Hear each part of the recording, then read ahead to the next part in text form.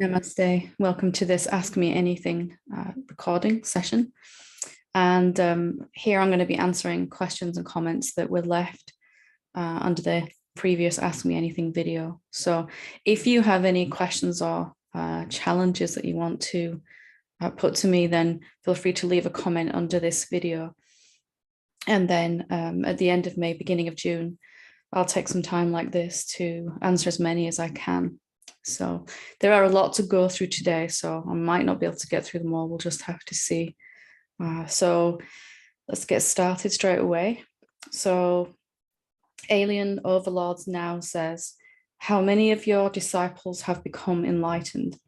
What is it that separates the seekers who make real progress from the seekers who make no real progress and who give up trying? I myself feel doomed to remain deluded, attached, distracted, and miserable. Well, it's not really something that I can give you a figure on because, well, firstly, there aren't any separate beings to become enlightened in the strictest sense of the word. There is only body-mind vehicles that begin to express the true reflection of what they already are. But I know of people here around me in this area that have a very deep level of recognition and are living as that. And I know of people across the other side of the planet in Australia who are, because of these teachings. I know lots in America. There's awakenings happening really all over the world. But it's impossible to put a figure on that because these teachings go out, of course, on YouTube, and I won't know the majority of people that access them. I won't know the effect that these have on people. So it's not really the most helpful question for yourself. I'm more interested in what you said here. I myself feel doomed to remain deluded, attached, distracted, and miserable. And what you said here, what is it that separates the seekers who make real progress for those that don't? That's the key for me. And if I had to put that in a nutshell, what is it that makes the difference? What made the difference for me was really my own willingness to believe that it's possible for me. I thought just a person here in Batley in West Yorkshire in England. And it seemed ridiculous, absurd, ludicrous to even want awakening because to seek it, because all of my spiritual heroes were the great sages and saints and contemporary teachers who seemed larger than life and extraordinary, and it didn't seem possible for me. And whatever we strongly hold on to, because we are already infinite, we are already the infinite being showing up as a human form, whatever we hold on to with a certainty, we live that experience. So when I was sure it wouldn't happen, couldn't happen, I was embarrassed even to think it might, then I kept living that experience. It's only when I began to really believe it might be possible for me that things began to change. The more I believed that, the more I saw some results coming, and the more results I saw, the more it changed from it might be possible to it really is possible if I just keep doing this. And then when I realized I am that already, even just mentally, I am what I'm trying to seek, then it seemed ludicrous to even believe in a possibility. It was more of a definite then. An awakening very much sped up then. So this attitude, you feel doomed. Why? Because of your previous experiences, not being able to wake up. But your previous experiences are due to this thought form that all of humanity has, that we have to overcome, that it's just not possible for us. Why not you and why not now? There's no good reason you can give me to that answer or reason to give me that I would say is valid to slow down or stop your awakening. Except the only reason you could really give me is previous experience. And when you see that your previous experiences are coming from a reflection of what you know to be true, what you're certain of, then the least thing we can do then is admit, I don't actually really know if it's possible for me or not. I'm not going to be so sure it's not.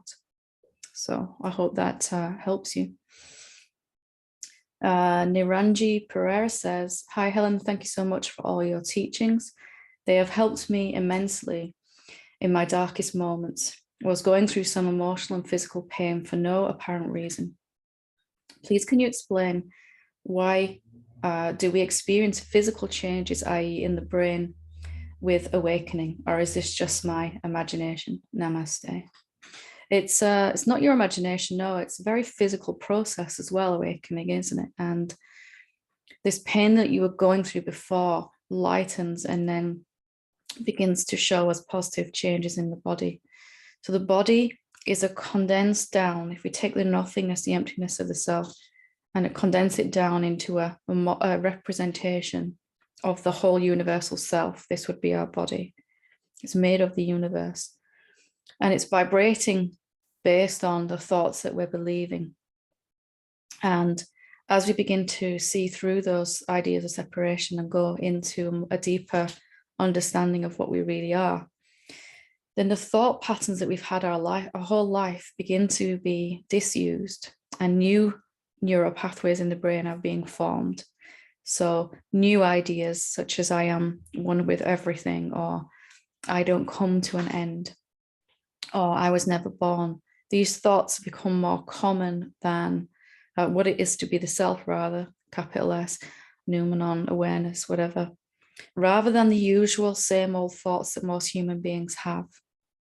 Most unawakened human thinking is very, very same, monotonous, repetitive, and focused around one body-mind vehicle. So not only the different thoughts, but those thoughts will be of a much higher frequency too.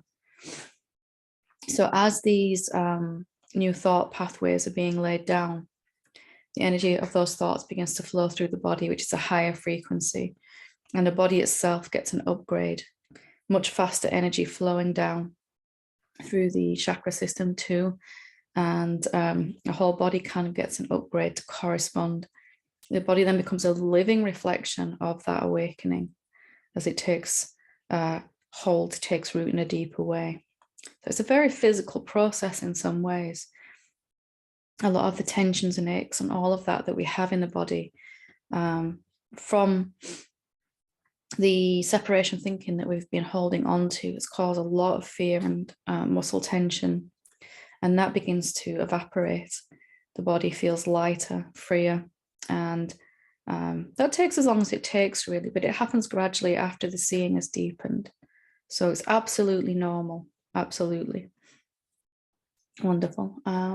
Arian Nira says, thank you so much, Helen, for this wonderful Ask Me Anything March Answers video. Awareness deepens while listening. Words can't express my gratitude. Thank you very much. I'm really glad it's helpful. Yasin Miz, thank you, Helen, much appreciated. By the way, you pronounce my name perfectly. Phew, that's good. Wonderful. Ms. Tara 007, Helen, thank you so much for your profound yet grounded and relatable teaching. I so appreciate you giving specific examples from your life, your specific struggles and realizations concerning them. These are so needed for us, still caught in the illusions and trying to meet them. I miss that in many teachings. Thanks again. Well, I appreciate that. And I found the biggest, as I was saying with the first question, the biggest reason I didn't believe it was possible for me was because when you look at teachers, those beings that have come through the other side of this upgrade process, this changing of the body and mind, as we were saying, you don't see them having gone through that. And it's easy to believe they didn't have to do that. And then when it's happening to you, you begin to think, I'm doing something wrong. This isn't working for me. It's not possible, etc. So I'm always trying to bring it back to the fact I've been right where you are. And that's why I can answer these questions, because I'm talking from my own experience, very literally. And to me, that just, when I've seen teachers do that in the past, it just helped me connect with them on a level and believe that it was possible for me, that if these great beings that I revered had gone through the same experiences, then maybe that was just what everyone goes through and it wasn't something that I was doing wrong. So wonderful. Glad it's helpful. Nishi Bajaj says, thank you, Helen. You're very welcome. Farooq Khan.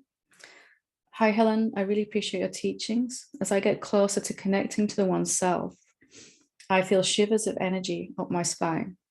I also sometimes feel jolts of energy that jerk my whole body. Why does this happen? And is there anything I can do to reduce them? Well, it is a very, very common experience. And this happens because we've got infinite energy, because we are the infinite self. We're abundant in life force energy. Why we don't normally feel that way, we might feel tired, exhausted, just trying to get through the day till we go to bed at night. And we might feel very disturbed if we haven't had a good night's sleep. We don't feel refreshed. But really why that is, more than what our body is doing, is the thoughts that we're believing are really costing us a lot of energy. So maybe you can get a sense of how much energy it costs us to believe that we are separate, alone, and different from everything else. That thought it's not happening consciously, it's just our whole life is oriented from there. And because it's so opposite to how we really are, we are the infinite being. There's only one of us, and we are everywhere at all times. Omnipotent, omniscient is what you are. So this thought that we're hold on to, that I'm a separate being, it cuts off the vast majority of the life force energy. Like trying to run your car on just a little bit of fuel. You can only really go to the next stop, and then you've got to put more in and more in and more in. And we might sleep more and eat more because of that. So as we begin to let go of some of these really sort of basic ideas that root us in illusion, we can feel this sudden surge, sometimes a very sudden surge, but overall, a general increase of life force energy. And that translates into a peace and a contentment. And sometimes we might release something without even realizing, that allows a big surge of life force energy that's freed up from believing this thought. These ideas have a vibration, and they hold down the energy of the body mind. So just as if you have some water and you're holding a ball, an inflated ball underneath, it takes a lot of energy to hold it down. When you let go, this just kind of shoots up, doesn't it? And it's like that with the life force energy. And you might find suddenly some energy shoots through your arms or legs that really hits just a pocket of resistance. And that's really what these jerks are about. So if you find that that's happening quite often, it's sometimes helpful. Obviously, yoga is great too. The yoga asanas are designed to help with the awakening process, to help the body move and release resistance. But also just to ask, what is it that I'm holding on to, or what is it I don't want to see on some subtle level? And then the energy can flow through the body smoothly, because energy, when it flows, you shouldn't really feel it so much. It's only noticeable when it has a big surge or increase, and then that becomes your new normal. And you will only notice when it surges again next time. So if you're having sort of lots of spasms or something like that, then maybe have a look at stretching, some nice deep breathing, and just seeing what beliefs that are quite a low frequency are still in the way of this life force energy that kind of wants to heal and transform the body. It's like a fast flowing river hitting a boulder, a resistant thought, a thought that's very different to how it is in reality, kind of smacks up against it. And, so that's a very crude analogy, but hopefully it works. Lovely. Laurie Carlson says, brilliant. Thank you very much, Helen. I love the monthly questions. I'm wondering if you can speak about the grace of God and the self, please. Are they the same? Capital S self. Thank you. To me, yes, absolutely. The grace of God to me just meant that kind of mysterious power that comes to help us in those moments. And when a seeing is revealed or some insight just happens. But also the other side of grace for me was the energy, the power, the somehow the willingness, the stamina to get through the worst of life experiences. Something carries us through and makes us look at the places inside our consciousness that we wouldn't really want to look or haven't wanted to look. So absolutely, to me, they are the self, the same self, I should say. It was always a very mysterious thing to me, Grace, what is that? But it's just that which is everywhere. As such, it's available freely at all times to us. We don't have to earn it or deserve grace. We already deserve it. It just needs to be allowed in, which is usually to do with what thoughts we're believing in this particular moment. So I hope that helps. Okay. So Miss Tara 007 says, can I post a question for your next answer session? I'm listening to one of your insights concerning money and having a constant struggle on this area. Please, can you elaborate? If, let's say, money, lack of money is mirroring our inner struggle of worth and survival, or what may, how come there are so many financially successful people who are clearly deriving their identity, worth, etc. from money? Let's even exaggerate with drug cartels, white collar, the guy with a Ferrari who needs to show his success around to feel good enough. Nothing wrong with having a Ferrari, of course.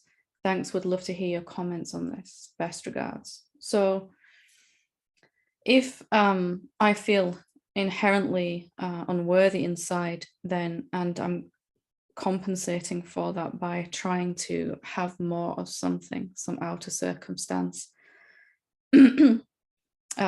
my inner lack of self-worth, worthiness will reflect as a lack in the outside world, mostly for most people.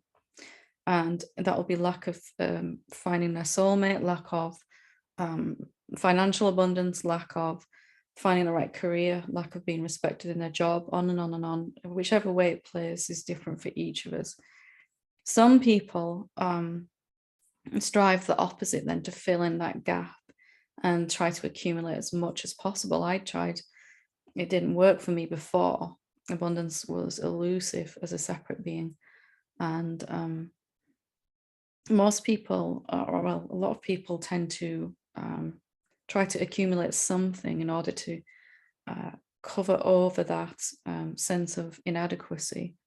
Some people, it will be money. So I define myself, as you said, my identity will be defined by how much I have in the bank, which car I drive, what job I have, all of that.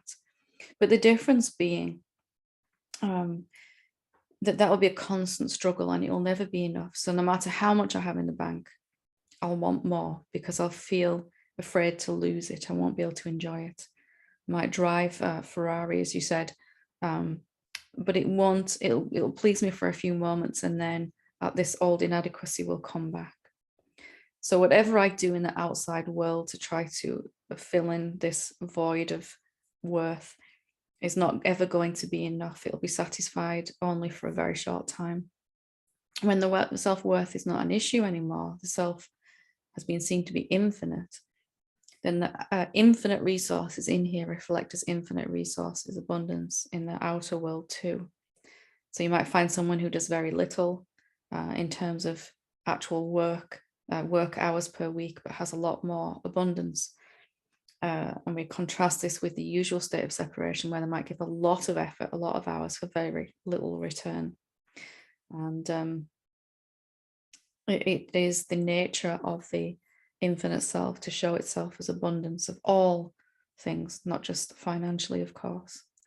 So some people might have a lot externally, but internally they are empty, and not the emptiness as in empty of joy, empty of peace, stressed. In fact, those with more money sometimes can be more scared because they're afraid of losing it all.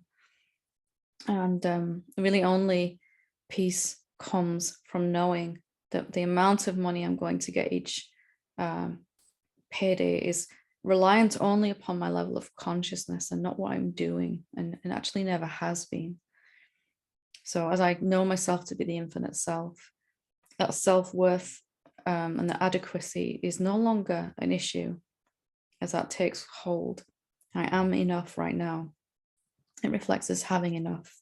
And we might not have a large excess ever, but we'll have enough each and every month. There'll be more than enough. That really is the definition of abundance to me. Again, I hope that helps. If not, please ask for more.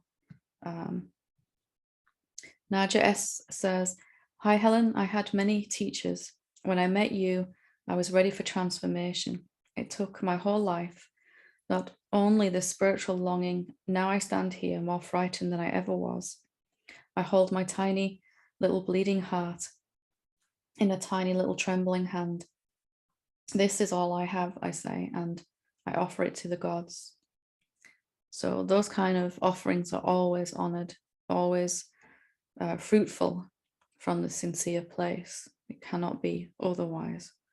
When all I want is to give everything I have, then it has to be honored.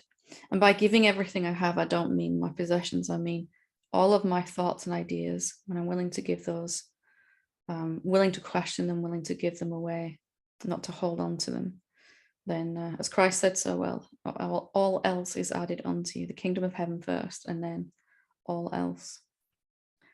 So Cork, I think it is, says, "Hello, Helen. I'm wondering how my being on this path affects the people in my life. Is it true that our children inherit our genetic pain and trauma? And there seems to have been a slow dissolving of my past conditioning, and I'm no longer reacting to some of the things that used to really bother me. As this gets cleared away or seen through, does it also get cleared away in my children as well? Thank you." Well, not completely cleared away in your children, because they have to go through their own journey. And as much as we might want to stop our children having to suffer at all, it's really only through that sharpening of our edge, of seeing how it feels to believe certain thoughts, what our life looks like when we believe certain thoughts about ourselves, that costs us something, and then eventually come to want to be free of that. But you will have, as your own conditioning clears away, you will begin to affect your children in a different way. You will give them a peaceful environment. Your own presence and your own example is going to be more than good enough to show them that there is a way to live without believing any thoughts at all, and that peace, happiness, joy can be the common everyday state of human beings, that it doesn't need to be that we live a life of lack and fear and unworthiness. And so you will give them a major head start in that process first by your example. How many human beings actually get to live with and see a being that has transcended their karmic patterns, released all ideas of separation? And yes, you're still in that progress, in that process of seeing deeper and releasing more thoughts about illusion. But just, again, as we were saying at the beginning, just to know that it's possible for me to break free and be free is huge. And there is no better example than a parent showing their child that that is possible. That is really one of our most the best ways we can help our children in this way. Of course, we take care and help them all the other ways that we would too. But you can be a living example of all that you would hope for them to have and become in your existence. And that is absolutely priceless. And every being has to go through some level of identification with the mind to come back out of it again. And this is a necessary stage, currently at least on this planet, for human beings. We born, we get caught up, we identify, and then eventually we break free of that. So to even be living with you, they must have some, to be your children, they must have some interest in this somewhere deep down. And of course, it might not show for a great number of years, but your example will be there, telling them. They won't be able to believe that thought, that it's not possible for them. What a gift that is. Wonderful. Arian Nira says, this moment I experience being aware that I'm aware while using my human senses also. For a long time, I tried to stay in this awareness via or staying close with my attention to the senses. Now, this awareness is in and around the body. It feels like another way of seeing. Attention is not fully inside the senses anymore. It feels like believing something, and experiencing realness has also something to do with how strong, excuse me, how strong attention is engaged with the senses. Dear Helen, can you say something about believing realness and the senses of our human body mind? Thank you for all your teachings. They are true light and always exactly what I need. To me, they are aware magic. Much love. Thank you very much. Can you say something about believing realness and the senses of our human body mind? It's quite a broad question. I'm not sure exactly where you're going with that. Let me read it again. Attention is not fully inside the senses anymore. Okay, so when I'm believing a thought, when I'm in the usual state of consciousness, most of my attention is going to be on the mind, and very little really in the senses themselves, what's actually going on around me. Now, here, sitting like this, I'm fully present here in this moment, fully my awareness, the awareness is listening to these words. It's watching what's coming in through the eyes. It's just taking, everything is reporting to this awareness. And because of that, it's very calm and peaceful. Most people's experience is very different, that I'm listening to my thoughts. All of my focus is on my thoughts and not even about what's actually going on out here. It's what I think about what's going on out here. So if I begin to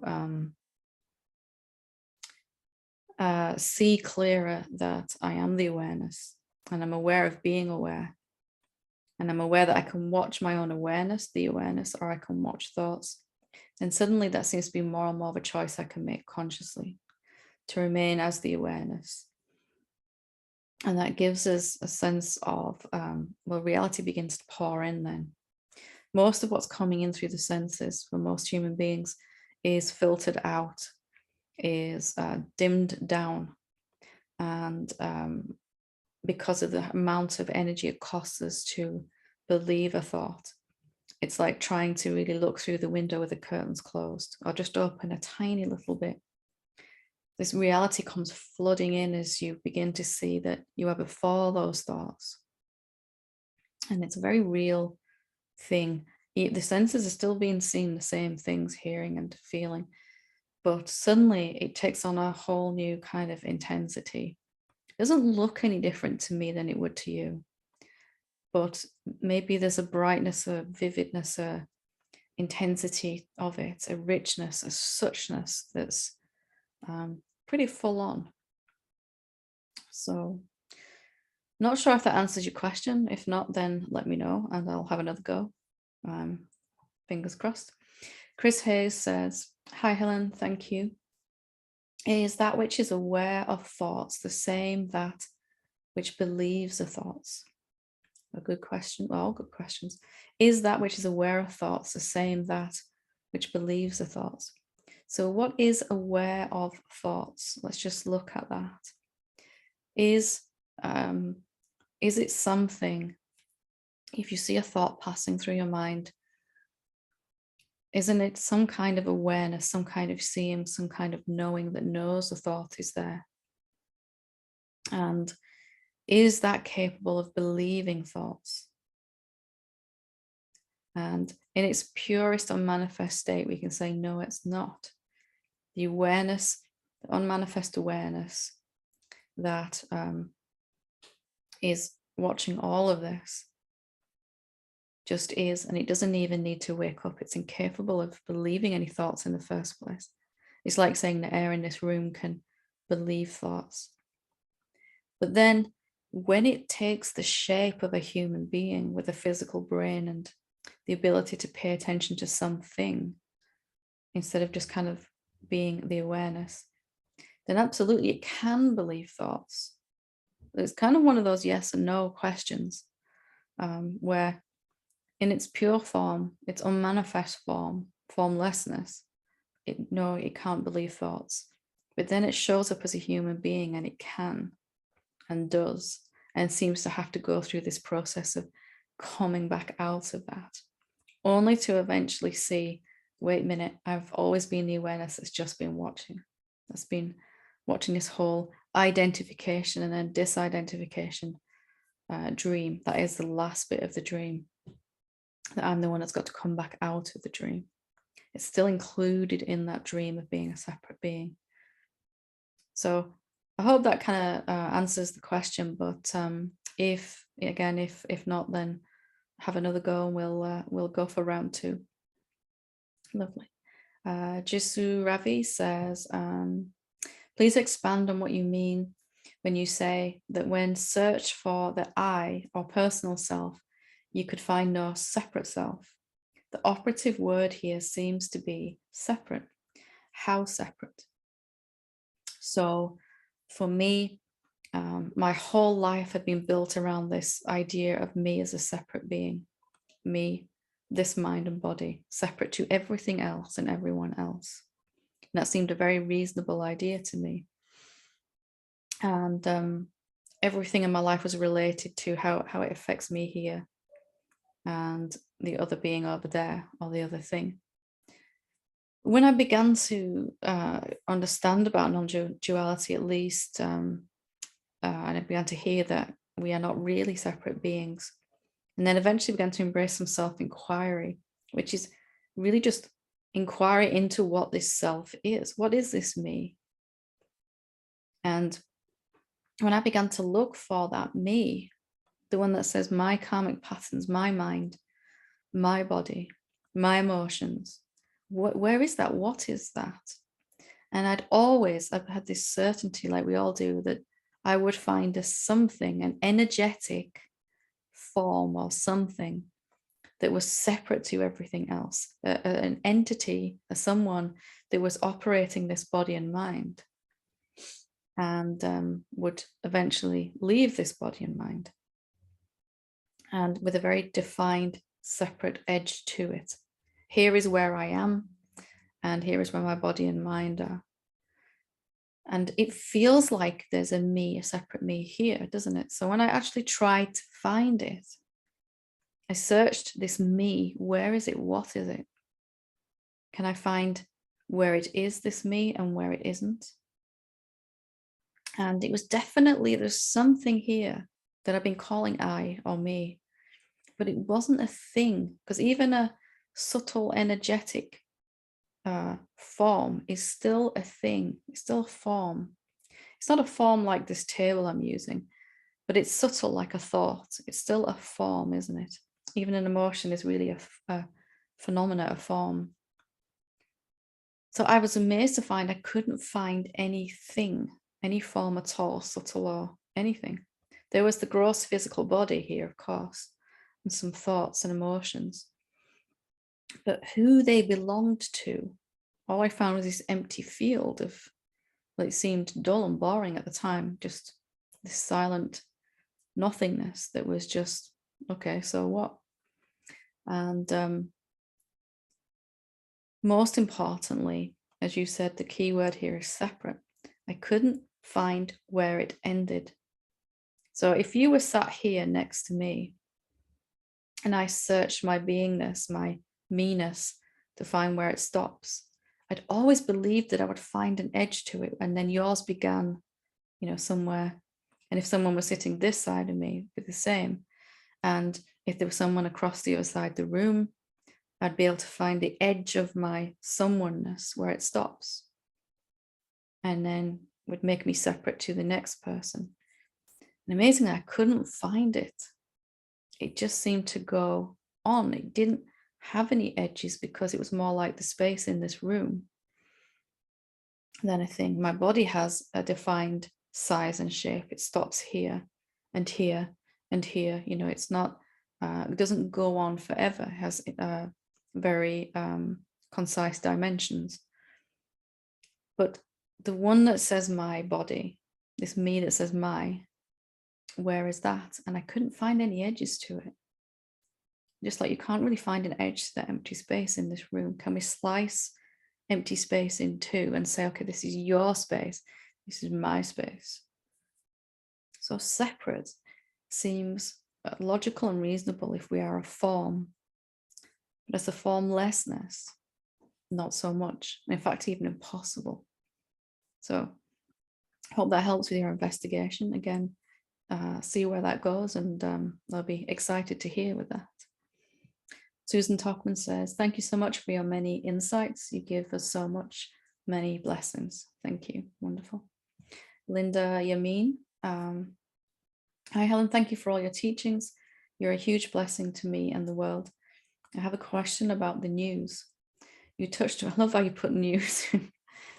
You touched upon this subject in the March question session, but wondered if you could expand your insights. I rarely even listen to the news and don't really have an interest in it. But could the news be used for healing as I listen to the stories? Would it be an opportunity to practice compassion?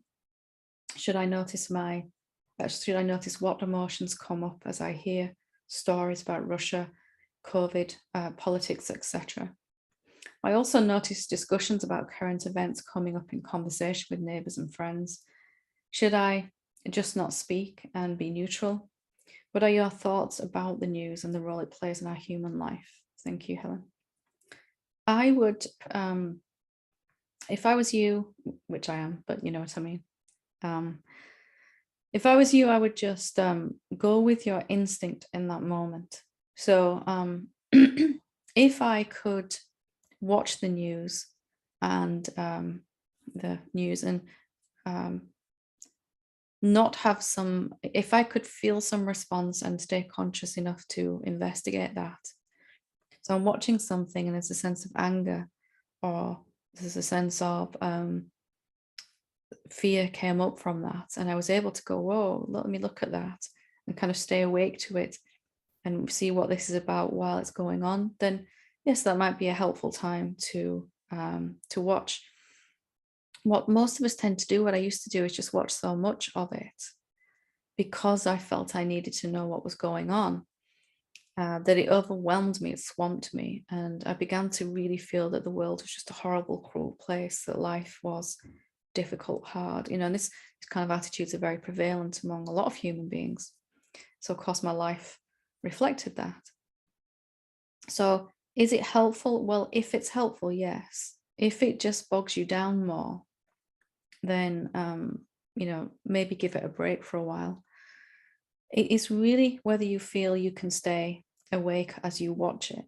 If you can see that I am, if I take some disaster movie or something, I can compare that to the news in a way that I'm seeing what happens, or some crime thriller or something. I'm seeing what happens when the egoic sense of self becomes very contracted and very narcissistic and very limited in its expression, and a very low level of consciousness. This is what we're seeing play out on the news. And it can help us in terms of, what is the role it plays. It can show us really where we go to in our darkest moments. And it can help us not to judge, to realize that those beings are also us too. So it can help in that way. For me, I found that there was a time I just didn't want to be around it at all. And then for quite some time.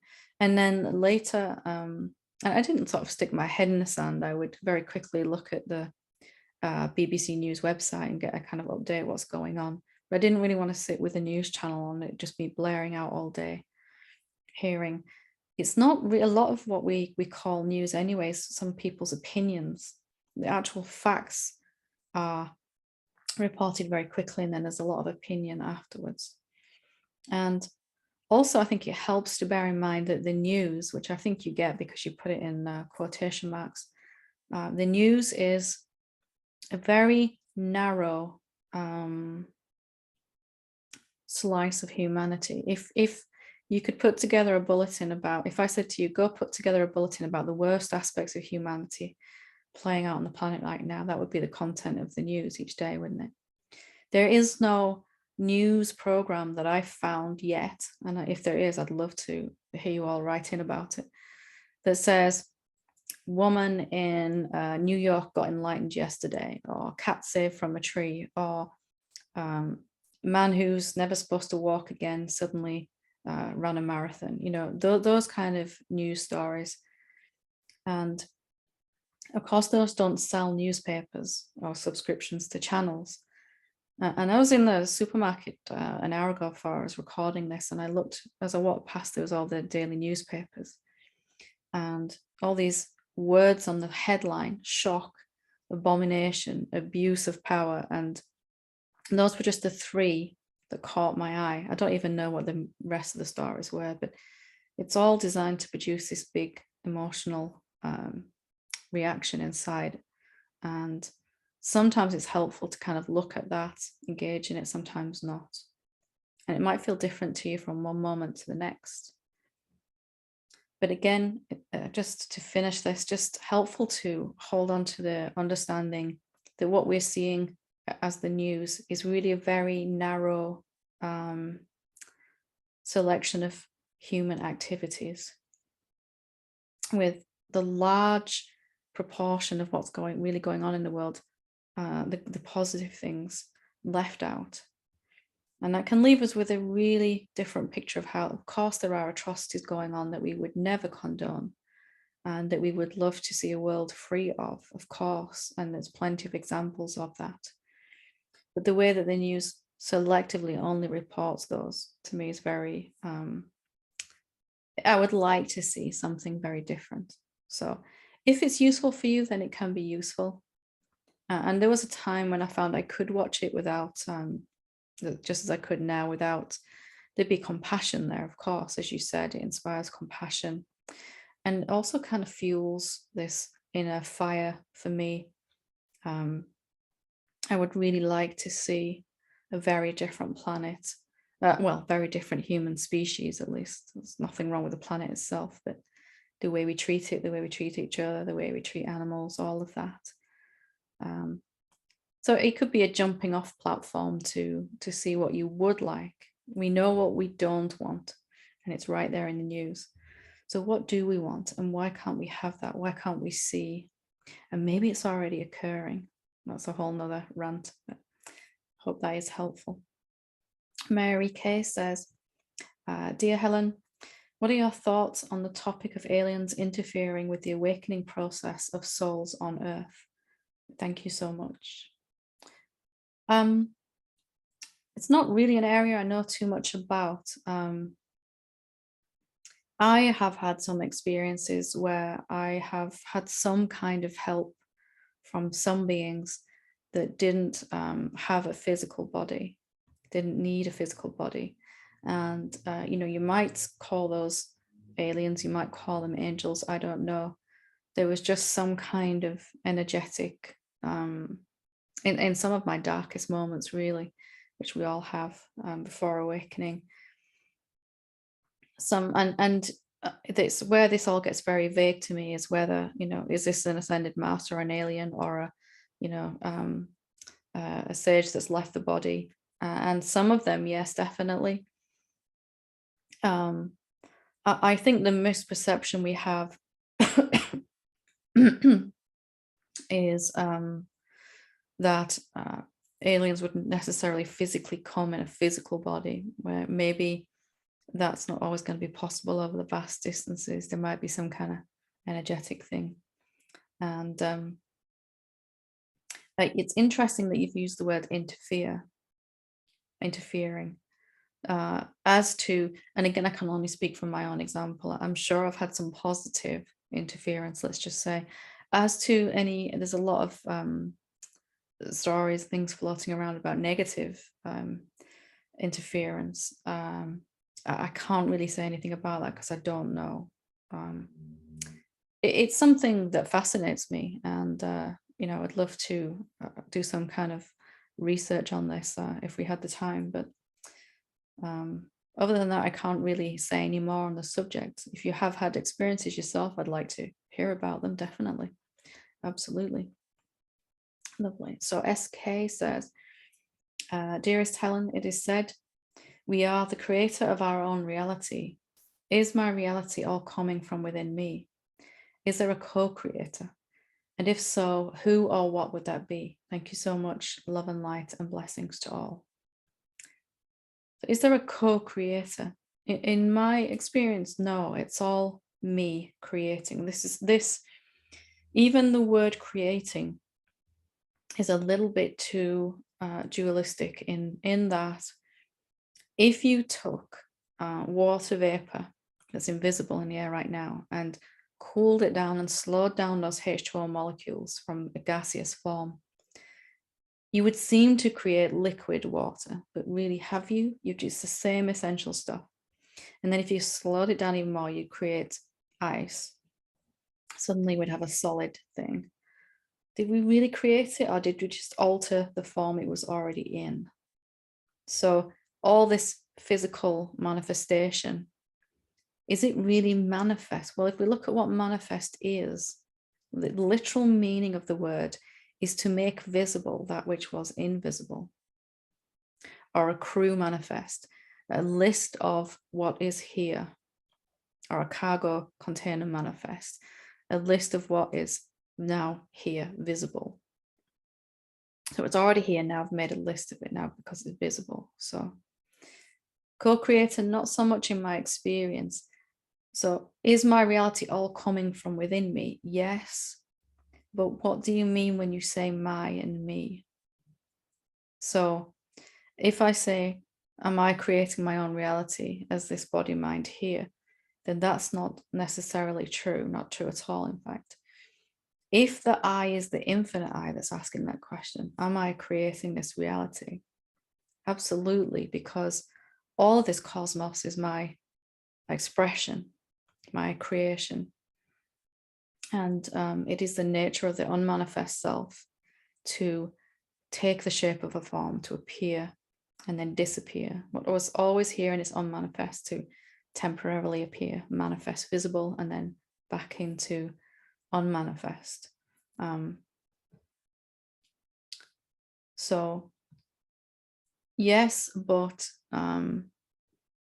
we are the creator of our own reality, but it might help to think of it as in there's only the one being. And it's more and more obvious when you see that, because when I have some subtle shift in here and release something, some thought I've been limiting myself by, out there changes too, doesn't it? It must all be the same one being. In fact, it's impossible to see something clear and not have it affect out there. So you are the creator of all this. You are Brahma, Krishna, you are Shiva. And all of this is your expression. You have infinite expression, and you're infinitely creating new forms and all of that. Creating, destroying, those words don't tend to have such absoluteness to them eventually. Again, hope that helps. Lovely. One Love Henry once says, hi Helen, thanks again for taking questions. Looks like everyone is excited to ask theirs this month, which is fantastic. Yep, keeping me busy.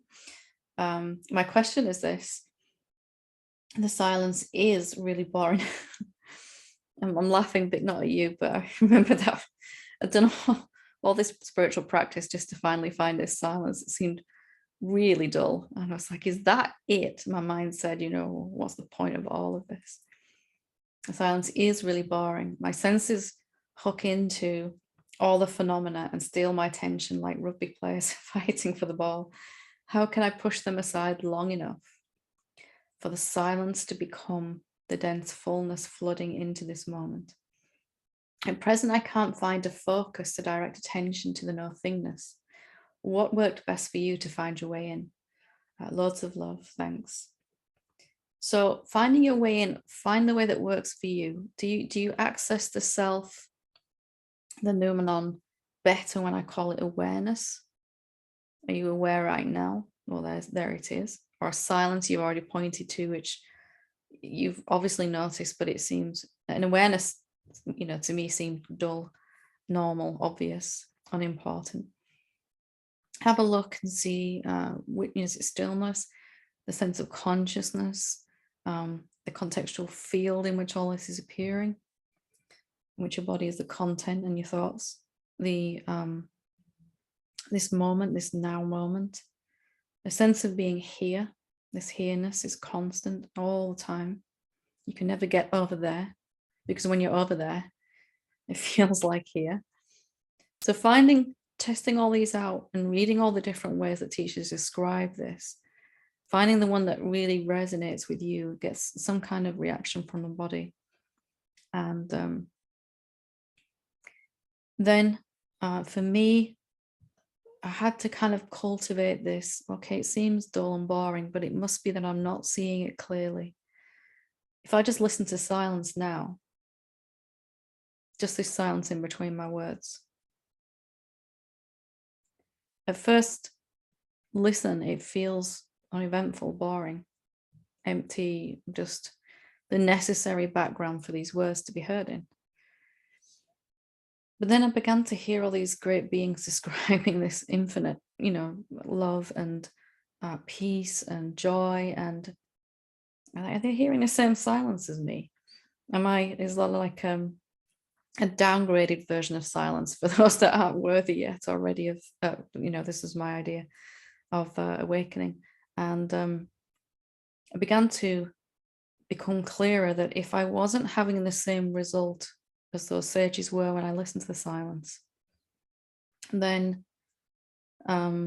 maybe I have ideas about it.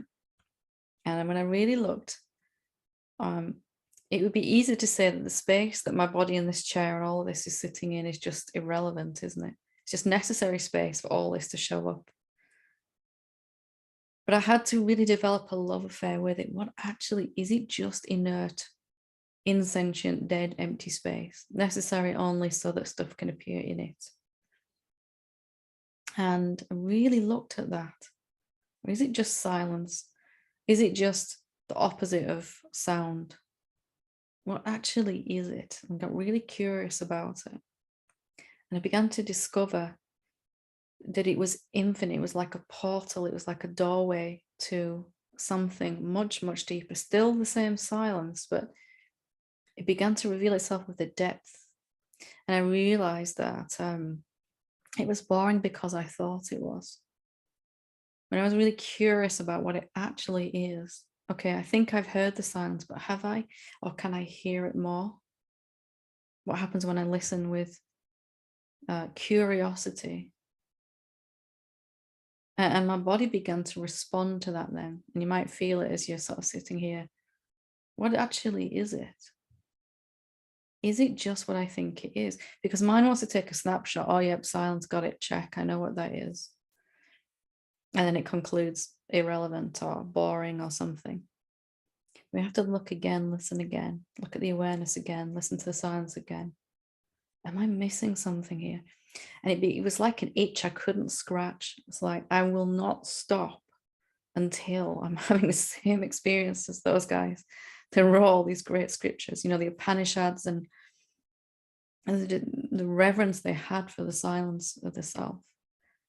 Like, I'm missing something here. And it began to drive me crazy and fueled me to kind of put aside my ideas I had about it and really look again.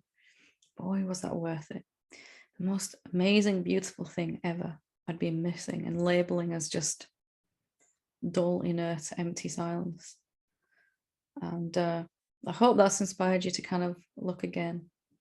Don't try to battle with the sense of objects, with the phenomena. Use them to contrast. So when a thought arises, I can notice that it's moving in this thing that's not moving, this stillness. When I speak a word, I can only hear it because of the silent listening that the words are appearing in.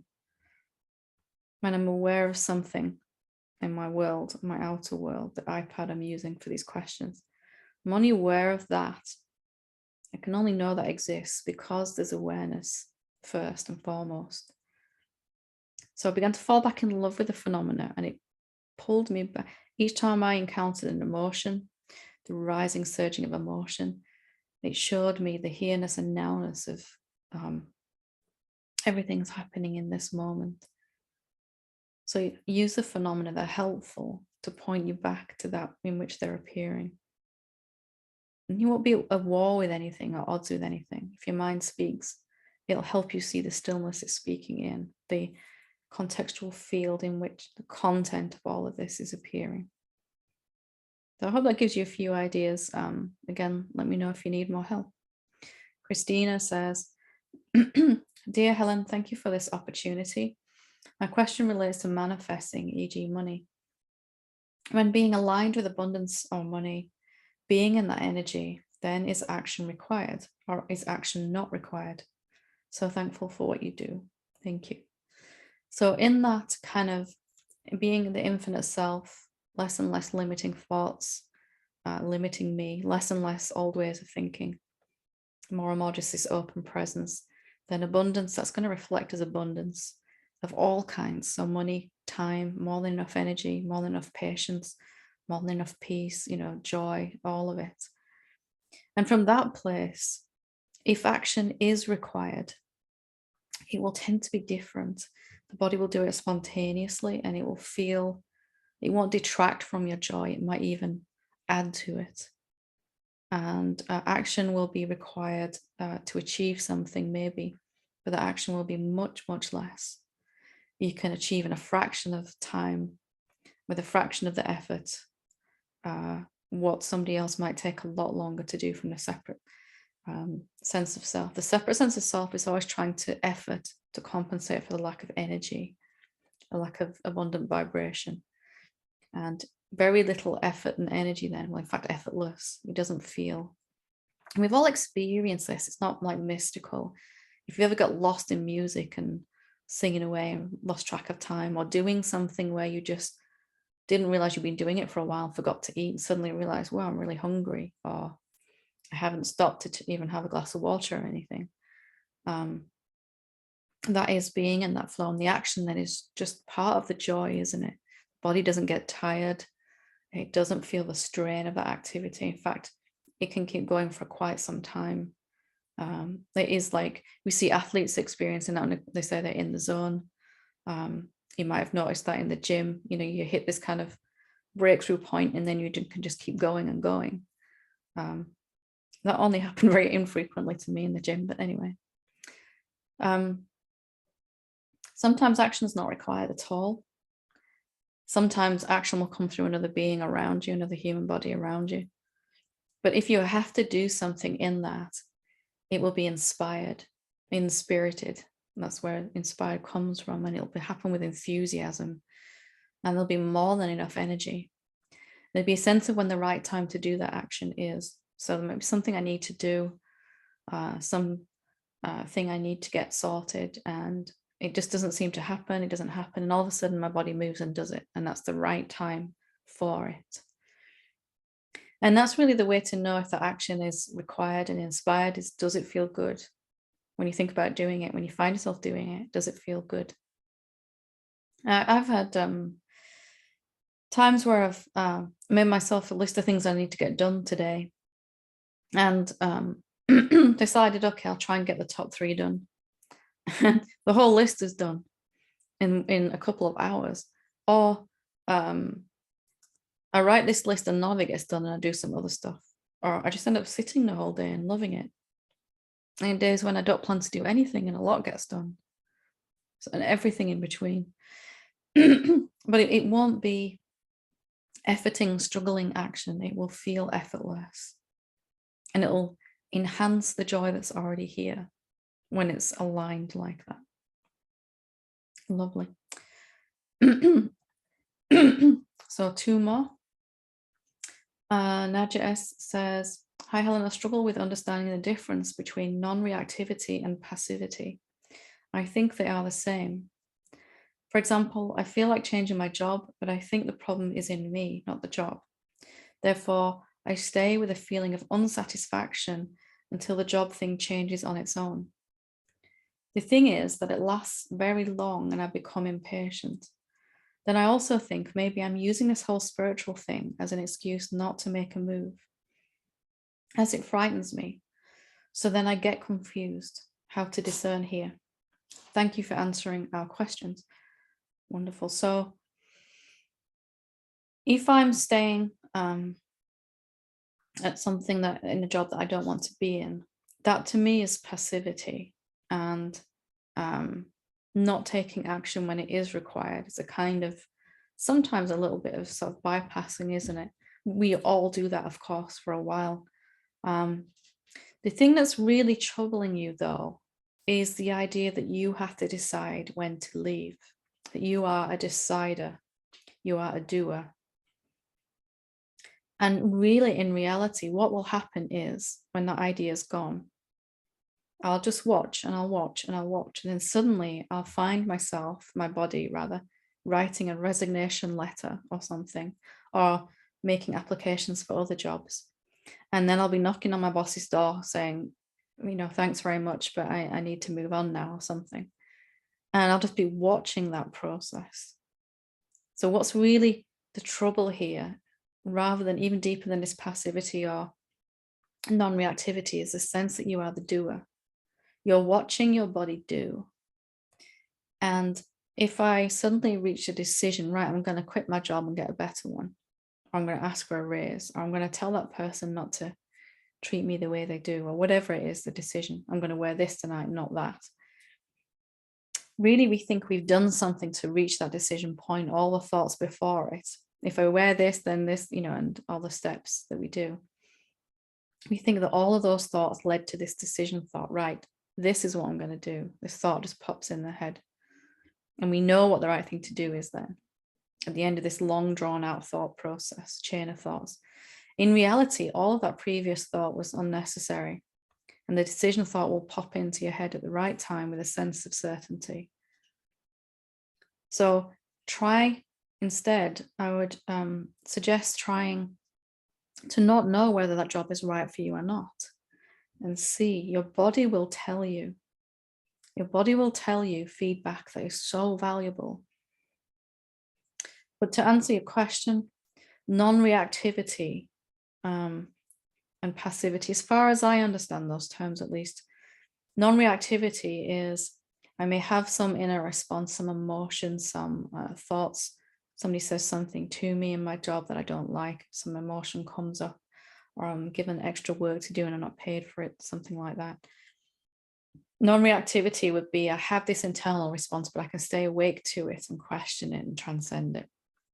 Passivity might be that I have this response, but just squash it down. I don't acknowledge it. I'm not able to work with it because I'm not conscious enough of my real nature as yet. So I hope that helps. You said here, it changes on its own. And that will happen quicker and naturally and easier and more spontaneously. And what comes next will be even better. If you can kind of let go of this idea that you've got to figure this out, this decision. Life is even more friendly than that even. If you watch and see what your body does, it might take some action that quite surprises you. And it always leads to positive results from there. So again, hope that helps. Louis Onder, last but not least, says, Dear Helen, for a number of years, I've been able to hear an inaudible sound in my head, but not with my ears. This is a peaceful, almost celestial, if you will, inner sound that seems louder and not so loud at other times. Is this the silence or noumenon you speak of? Well, it is a very subtle phenomenon. It is a thing still, because although this has been here for some years, as you said, you can't hear this in deep sleep, can you? It's coming and going with the waking state. And really what it feels like is as energy moves through the body, you might notice that energy as a sound or a vibration. Sometimes when I let go of something, I used to have a high-pitched ringing in my ears for a while as kind of energy seemed to adjust. So it's not this silence itself, because it is a sound. It may not be an external one like a bird singing, but I can hear a thought in my head that's kind of like a sound, isn't it? Or this sound that you're describing here. The silence or the noumenon is that which is hearing it, that which is listening, able to notice it, is aware of it. As subtle as this phenomenon is, this sound, it's not as concrete as these words or a bird singing outside, is it? But nonetheless, it's still perceivable by you. And the silence, the noumenon, is that which is perceiving, listening. So you say, I can hear this. I've been able to hear. What is this I? If this I is hearing a sound, it must be. The listening itself is silent, isn't it? Silence. If I say, listen right now, listen very carefully for a few seconds. Let's do that right now. And see what you can hear.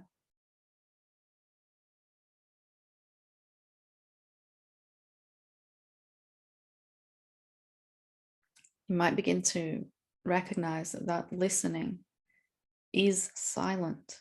That's why we can hear sound.